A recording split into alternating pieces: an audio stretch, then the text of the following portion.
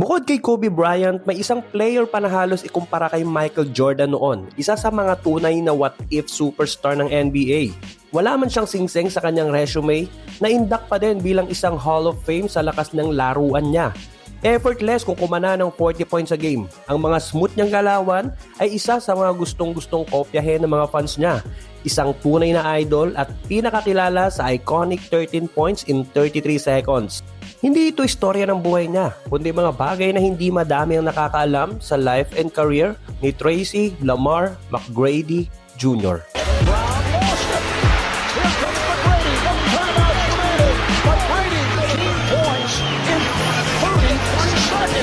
Unbelievable!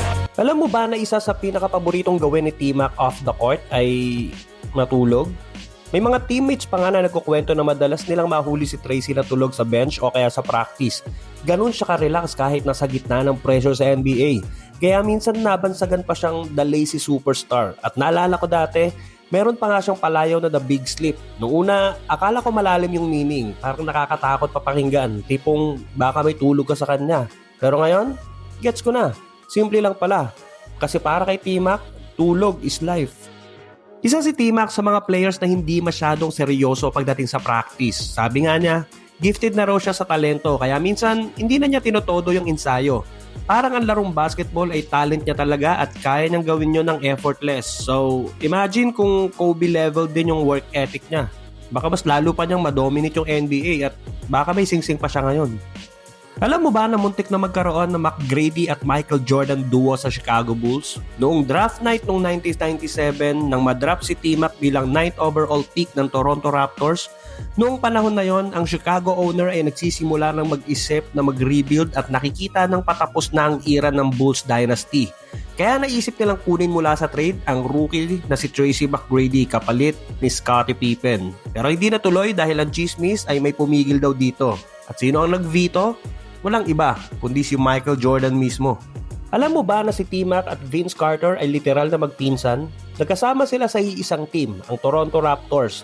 Na-draft si T-Mac 1997 pero sa unang taon niya, hindi naman siya tinuring na star ng team, kundi isang role player pa lang. Nang sumunod na taon, 1998, na-draft naman ng Raptors si Vince Carter bilang 5th overall. Pero unlike T-Mac, naging instant superstar agad sa team si Carter. Ang ending, si T-Mac pa ang parang sidekick niya. Pero hindi nagtagal, naging maugong din ang tandem nilang magpinsan. Ang masakit lang, hindi sila nagtagal bilang duo. May tension daw sa loob ng team at eventually naghiwalay din ang landas nila. May mga nagsabi na kung nagtagal daw ang tandem nila, baka may ring na sana ang Raptors noon pa. Sa mga batang fans na hindi naabutan si T-Mac, naging 2-time NBA scoring champion si Tracy McGrady at back-to-back pa yan noong 2003 at 2004 habang nasa Orlando Magic siya. Dito talaga lumabas yung pagiging superstar niya kasi halos unstoppable sa opensa. 23 to 24 years old lang siya nung panahon na yan. Kung tutusin, kung hindi lang sa mga injuries, siya yung legit na kasabayan ni Kobe sa pagiging best scorer nung early 2000. Kahit gaano kagaling si T-Mac, meron siyang stigma na dala sa karir niya. Hindi siya nakakalampas ng first round ng NBA playoffs bilang main star ng team. Laging mataas yung individual stats niya, 30, 40 points, halos lahat na buhat niya. Pero pagdating sa series outcome, palagi siyang nalalaglag. And believe it or not, never nakapaglaro si T-Mac para sa Team USA sa Olympics o World Championships. Ang dahilan, combination ng injuries at personal decisions. Pero minsan, na-invite naman siya. Pero umatras agad dahil gusto niyang i-prioritize yung health at career longevity niya sa NBA. At bago pa tuluyang mag-retire si T-Mac, naglaro pa siya sa China. Yup, 2012 to 2013 season, nagsuot siya ng jersey ng Qingdao Eagles sa Chinese Basketball Association. Kahit nasa dulo na ng karir niya, dinumog pa rin siya ng fans doon at parang rockstar pa rin ang dating niya. Ang lola ni T-Mac ay nawala dahil sa sakit na diabetes at mula noon, sinimulan niya na mag-donate sa mga charities especially para sa mga diabetes research. At last, hindi matatapos tong video na to kung wala ang iconic moment ni T-Mac. December 9, 2004, laban sa San Antonio Spurs. Tambak na halos ng 10 points ang Houston Rockets sa last 35 seconds. Kung sa iba, wala na, malabo na. Pero si T-Mac, buhay na buhay pa ang pag-asa. May ibang plano pala. Sunod-sunod na 3, and 1, steal, step back 3 ang pinakawalan.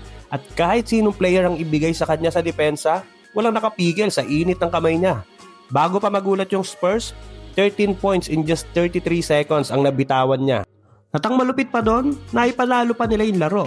Kaya hanggang ngayon, sinasabi ng mga fans na yan ang sample ng effortless greatness ni T-Mac.